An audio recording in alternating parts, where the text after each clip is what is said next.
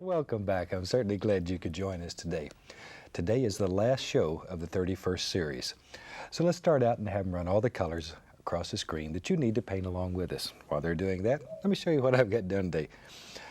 Today I've taken my standard old canvas, and I use an 18 by 24 inch, but you use whatever size is convenient.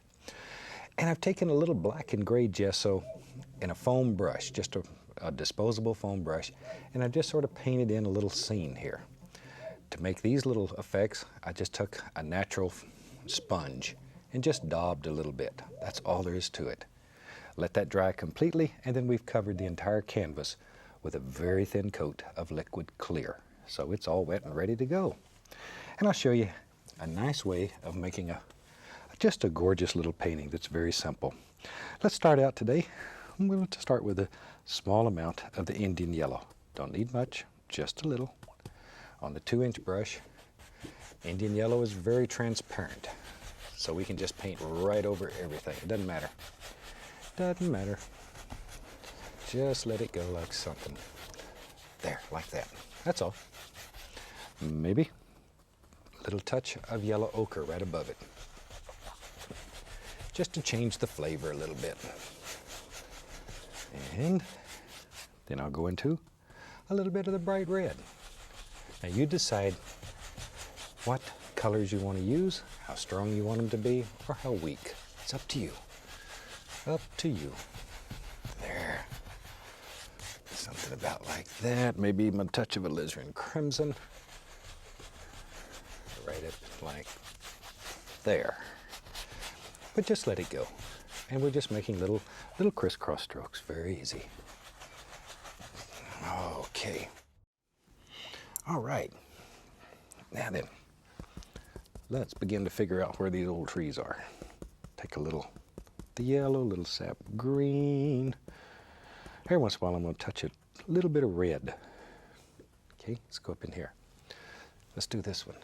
Yeah, start right up in here and just begin putting the impression of some little leaves on there that live right out in there. Right out there. A little more paint on the brush. There we are.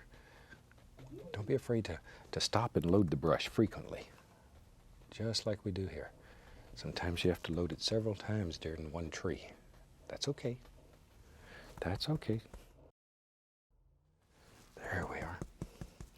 See, I'm just putting layers and layers and layers of bushes, and this is where all the mosquitoes live. Like that. There. This is a good place for my little squirrel to live right here. My little pea pod. I got one more piece of film I want to show you. He's just such a cute little devil. Isn't he something else? This is Pea Pod the pocket squirrel. There. I really like these little creatures. They bring a lot of joy to my life. A lot of joy. Where I live, a lot of the young people come over just to see the animals. See what kind of creatures Bob's got that day. And it's such a nice way. You can't handle a little squirrel like that and grow up and not like them. I don't believe you can. And I think we need to learn to respect nature and all of God's little creatures. And one of the ways that I like to do it is to bring you little characters like him. Yeah.